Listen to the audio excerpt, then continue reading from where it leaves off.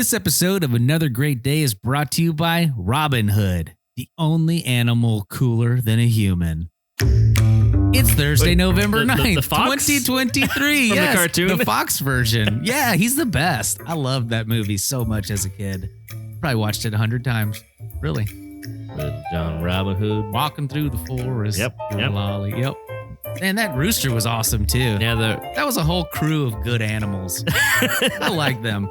Anyways, welcome back to Another Great Day podcast. We're going to talk about Robin Hood all this show. Let's work him in as much as we can. Yep, my name's Robin and your name is Hood.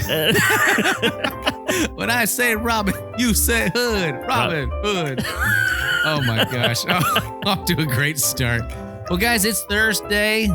It's cold, warm, comfortable, or hot. It's the future. Now it's the present, and we don't know what the weather is from our vantage of recording this. Boy, well, Thursday's bit is about to start. Let's get this show going here. Thursday's bit is called Born This Day, Dead This Day. This is a very easy to understand segment, Chris. We're going to talk about some folks who were born this day and some folks who died this day. All right. All right.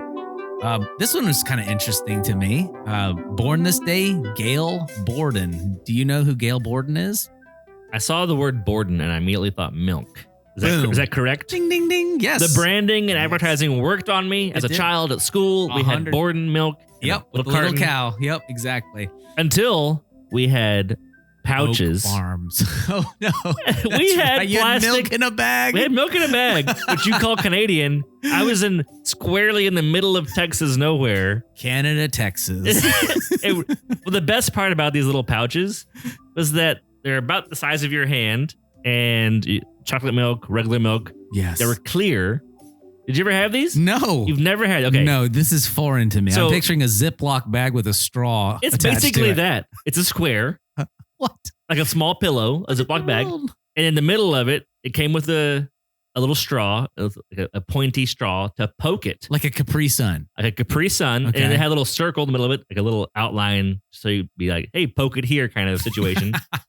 And so you would hold the bag and poke it, and it would squirt you every time. Oh my gosh. It made no sense, but you would poke it with your mouth on the straw, so you just start drinking Oh, it. that's awesome. You know, so you'd figure that out. Oh my goodness. After you're done drinking it, you then blow it up and make it a toy. You poke it through the other side. The Now milk it's on whoopee a cushion. spit.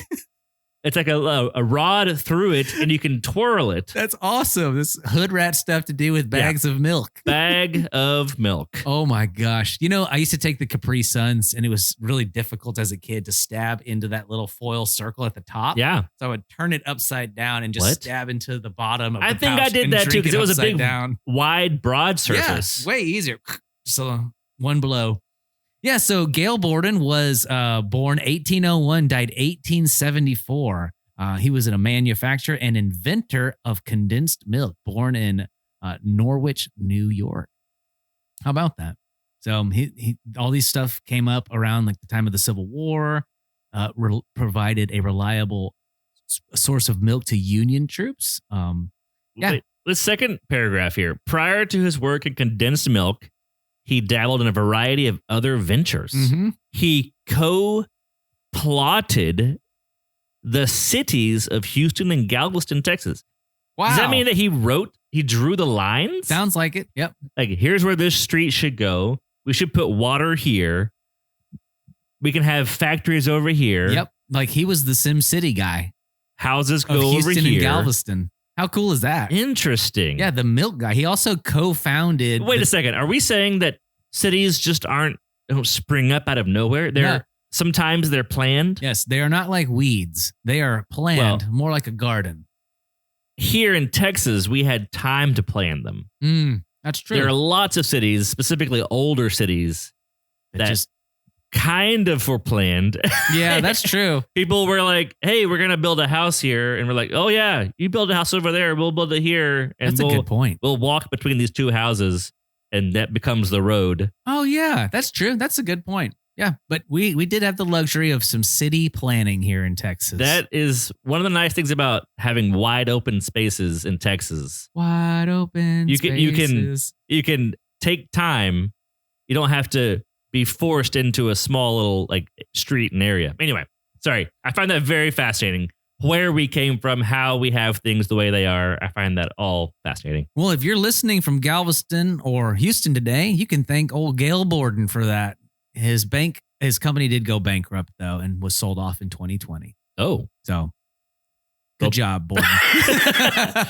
what a ringing note to I end know, that on. I know. Sorry. Well, I had to bring it down because now we're going to do Dead This Day. Okay. Dead This Day, Israeli statesman, first president of Israel. He was born in 1949 and he lived to be 77. Sorry, he was the president during 1949 to 52. He died at 77. His name was Chaim Weizmann. He was the first president of the newly formed state of Israel in 1949. Isn't that crazy? He served until he died in 1952. And in 1948, talks with U.S. President Harry S. Truman were crucial to gaining support for the establishment of the state of Israel. How about that? There we go. Yeah. So just like cities are planned, apparently states are planned also. How about that? It can be true. It can be true, and in this case it is. Yep. Well, that'll bring us to this day in history. And that'll bring us to this day in history. I looked over and Chris was just like a deer in the headlights. It was great. I'm simultaneously watching the script and my soundboard. Oh, it's so funny. 1620. After a month of delays, I gotta read this more exciting. Chris, ready? 1620. After a month of delays off the English coast and about 2 months at sea, the Mayflower spots land, known as Cape Cod. Now known as Cape Cod. All right. It's a fish wearing a Special superhero quiz. costume. Cape Cod. Special quiz for Aaron. Oh, okay. I'm going to give you 3 reasons why Cape Cod is named Cape Cod. Okay. And you tell me which one is the real reason. Let's play Name That Cod. All right. Cape Cod is named Cape Cod because they named it after Captain Cod, the seagull that guided them to shore after 2 months at ocean. The seagull Captain Cod. I'm going to go with false. All right. The second reason is Oh, no. Oh, dear.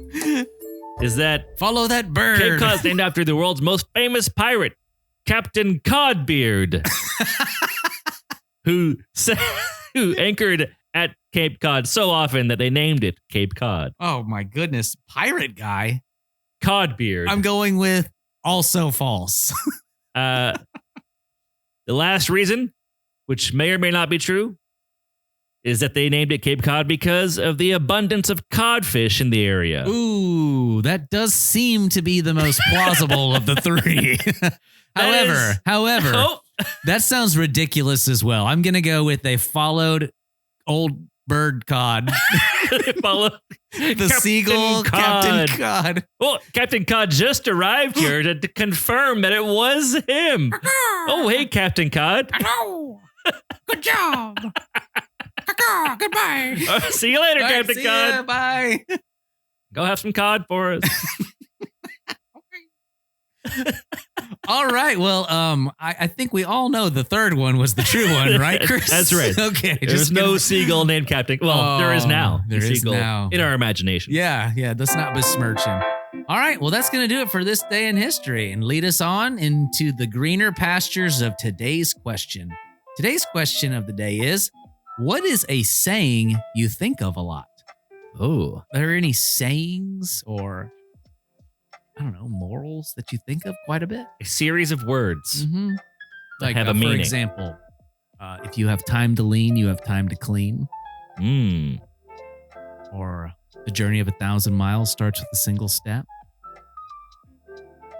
Are there any phrases that come to mind often throughout your day? I've got one. All right, go for it. Yeah, so I often think about that second one I just said. Yeah, a journey of 1,000 miles starts with a single step. Getting things started can be difficult, especially when you start thinking about all the steps ahead. Some people just think about the first step, and that's great to me. I think about all the steps, and that can overwhelm me sometimes. And so I'll fail to even try sometimes. But you know, think about Lord of the Rings, Sam and Frodo. They had to get to Mordor. How do you start? One step at a time. So I find it to be very encouraging and very positive. I am on the spot and I can't think of anything. That's okay. What's that thing you always say?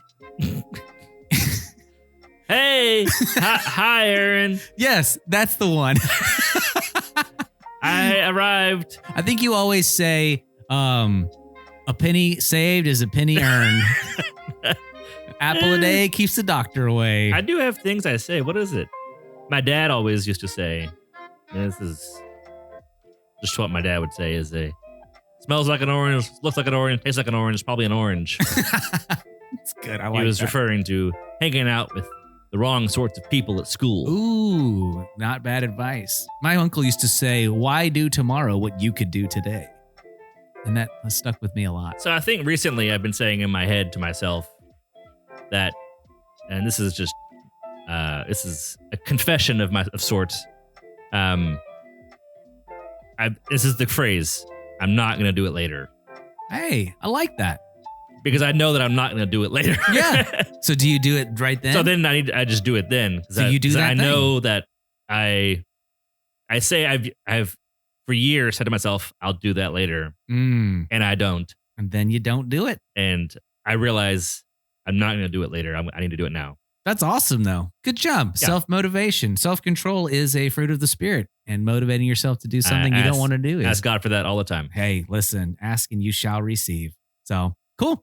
All right. Well, that was today's question. Hopefully you guys enjoyed discussing that amongst yourselves. There's all sorts of crazy sayings out there. Well, let's go ahead and check in with the dad joke of the day. Take it away, Wes. Hey there, Aaron. Hey, Chris. Hey, what's red and bad for your teeth? A brick. Someone needs to get that guy an appointment for the dentist at 2:30. Am I Oh right? dear. Have another great day. That's true. Bricks are not good for brushing your teeth. Well, Well, let's go ahead and move on to the most peaceful portion of our podcast. where we lay bricks. Peaceful portion of Gently podcasts. put the bricks down. Oh, goodness gracious. Those are good vibes. All right, today's word of wisdom comes to us from Proverbs chapter 25, verse 11. Timely advice is lovely, like golden apples in a silver basket. Wow. I love that verse. That's- Interesting. What a beautiful mind. Like, in my mind's eye, I can see that. The Amplified Version says, like apples of gold in settings of silver is a word spoken at the right time. Whoa. It's lovely. This makes me immediately think of the negative spoken at the wrong time. It's not. Ooh, that's a good point. That's a But- great point. I mean, I'm not sure if that's explicitly true, but Well, just because you can say something doesn't mean you always should. And I am pointing all of my fingers at myself right now. All right. Well, Chris, cue up the music. Let's call it a Thursday. All righty. Well, guys, our mission here is to encourage interaction, creativity, conversation. I hope you're feeling the love. Chris, are you feeling the love today? I feel it. Do you feel it in your fingers? I feel it. Do you feel it my in your toes? Awesome. Well, guys, thanks for listening. If you want to help us out, share the show, pass it around on social media, rate us, review us, smash that like button, and most importantly, keep on coming back. And we thank you for listening, and we hope you make it another Great day.